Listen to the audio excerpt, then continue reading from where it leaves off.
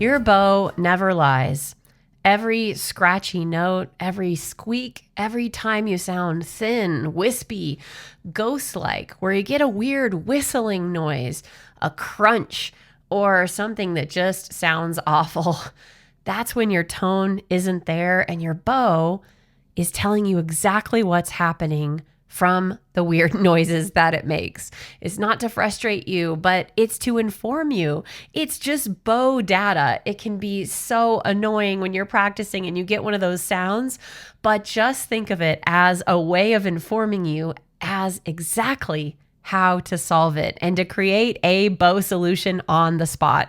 If we haven't met, I'm EP Archer and I help committed adults play the violin with beautiful tone and confidence without giving up the music they love. And this episode is for all string players who are struggling with your bow. And that's probably all of us, because bow is where the tone comes from. And although the tone is very affected by the instrument itself, the left hand, your intonation, if we just talk about bowing on an open string, that is the huge percentage of it.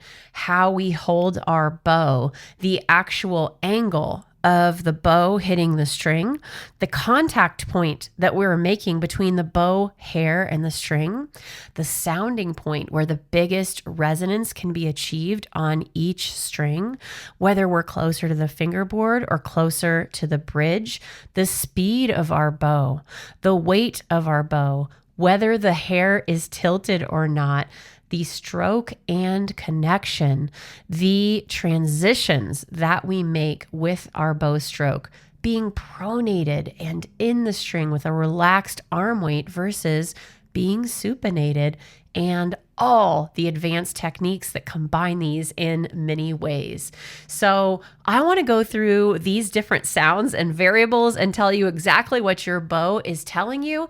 And that way, when you hear it, you can go, ha, I know how to fix that, and get more excited about practice than you ever have before. So let's just focus on 4 basic variables. This is assuming that your bow is making a perpendicular contact to the string. Remember, if that angle goes off, and you probably don't realize when it does, but if you do consistent mirror practice, because staring at your strings and the bow is not giving you accurate data. You need to be looking at the mirror, and you need to face the mirror in a way that you are making a parallel angle to it.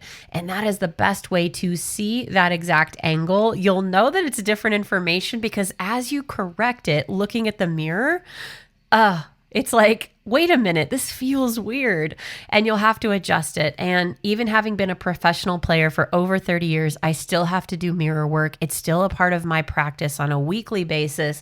And there are definitely a few times a year where I have to get in there and realign my body and help my body remember what feels right, to make what feels right what actually is right, instead of making what feels right something that's a weird angle or something that isn't working for me. So don't despair if you are a beginner or even an intermediate player. These are just things we do. This is how we get data. This is how we get feedback, and how we have the perfect information to fix. And then we can get excited about practicing because we know we're going to sound better. Nobody's excited about working hard and practicing and still sounding crummy. I just almost did a cuss word, but I didn't. Okay. Nobody's excited about that, right? And we might want to cuss in our practice when that happens. So let me give you some fun strategies and tools. So assuming that bow angle is perpendicular, and if it's not for you, or if you're having fluctuations, you need to, like I said, do that mirror work on your elbow hinge, place the bow at the frog without the wrist being bent in either way, go to the middle, you should be forming a square, and then go to your tip. And your tip means that your bow hand is not stretched out and your wrist is not at a weird angle. Your tip, the bow is still able to be in contact with the string perpendicularly, and the wrist is able to still feel natural and aligned from knuckles to wrist to elbow joint. So that's your quick fix. If you're sawing, we call it rowing the boat. If that's happening on the beginning and ends of your stroke, or even the whole time, that's how you can fix it. Now, let's go to the 4 bigger variables once that is in place, and that is where tone lives on your bow. The weight, which is how much arm weight that you are releasing into the string by relaxing, not pressure. Remember, pressure comes from squeezing. We do not want to squeeze. It's arm weight. And if you are squeezing to get that, that is something that you can revisit and really change your life with your tone. Secondly, speed. How fast the hair is traveling against the string. Contact point and sounding point, I'm going to group those together, where our bow is touching the string, right? And there are different lanes of traffic there that can increase your tone.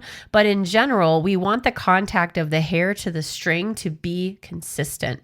And then our bow hold, the shape of it, whether we're pronated or supinated, making sure our thumb is the fulcrum, relaxing and using leverage, not gripping or pushing with pinky, index, thumb, or wrist. And that is crucial to opening up the sound. So when we read that sound just as data, let's talk about the different data that we might encounter when we're hearing these nasty sounds. I'll do it pop quiz style so that you can quiz yourself. So what does it mean if we hear something scratchy, something crunchy, something where the sound is, it's guttural, it's deep. It's, let's say it's, like when a metal singer adds some scream to it, it's got a little bit of that. If you said that it might be too close to the frog, or pressure or squeezing the bow hold, that is correct. We've got too much weight and not enough speed. We can use weight, but if we're going slowly and we have weight, even if we're not pushing with our bow hold or crunching it in a way that isn't appropriate, the frog naturally creates weight. So, hey, it's not your fault. The frog is heavy. If you're at the frog, you have to have a bow speed that will accommodate that. You have to have a supinated bow hold that will assist that, and that will help remove some of that grit at the bottom. Now, what if you're getting a wispy, delicate sound that just doesn't sound like a full tone violin? Well, that is the opposite. We're having a fast bow speed and probably a supinated bow hold without the arm weight allowing to drop in to the violin. For wispy sounds, we're often going too quickly with our bow speed. We need to slow it down. We can pronate, relax the arm weight, and I call them sticky bows or syrupy bows or peanut butter, whatever word makes sense to you, but that bow needs to just have a little bit more density to it. It's fun to have these fun languages too, right? Because once you know the language, you stop feeling like you're playing wrong or it sounds bad or it's your violin and you're like, oh, I need to pronate. Oh, hey, I'm at the frog. Let me supinate. All right, I think my bow speed needs to increase. And when you start working on bow distribution, that's where we use the bow speed and the parts of the bow and the pronation versus supination to create a beautiful phrase without getting stuck in the wrong part of the bow. We do some awesome bow mapping. And that's what this graduates to. So if you're hearing a whistling noise, we even have a E string, right, that you could buy for violin that's called the non-whistling E. Make sure that you have an appropriate amount of rosin. Make sure that your angle is perpendicular to the strings, and make sure you haven't done a sloppy string crossing. All of those things combined with too fast bow speed can create that whistling noise that you hear, that ghost-like. Slow down the bow a little bit. Make sure that you do string crossing exercises. So I place on the A and then I play. I place on the E and then I play. So do a silent arm level exercise in the mirror to cross strings. Once you've crossed, make sure the bow is placed, pronate, relax, and play. And that will all condense into milliseconds when you program it nice and slow. Remember, the open string is your laboratory. Before you add the left-handed notes, you need to make sure you have all of these variables in alignment and you're listening to what your bow says. That resonance, that full vibrating sound is your reference point. And then start adding fingers first that create the biggest resonance. Your third finger on the E, on the A, and the D are the first one that you should try because they create that beautiful vibration. Then the first fingers on each string, because we're creating other resonance with the strings. Use a tuner, use drones, and really get into combining that left and right hand together. So I hope this has encouraged you to go ahead and try this for 5 minutes by just playing any of your open strings. Start with a small bow in the middle. If you've got a great sound, gradually extend it and listen. If I'm getting a thin sound, I need to pronate and arm weight and slow down a bit. If I'm getting a too thick of a sound or too scratchy, I need a little bit of supination, a little bit more speed.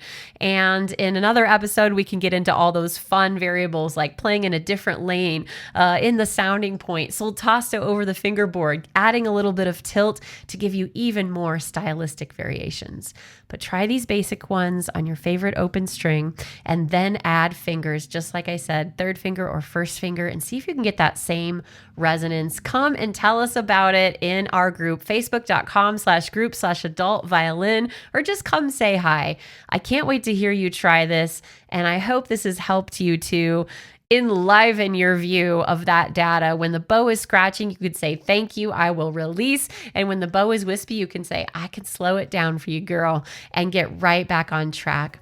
I can't wait to see you on the other side, because just listening to your bow and making simple adjustments creates your best music. And I'll see you there.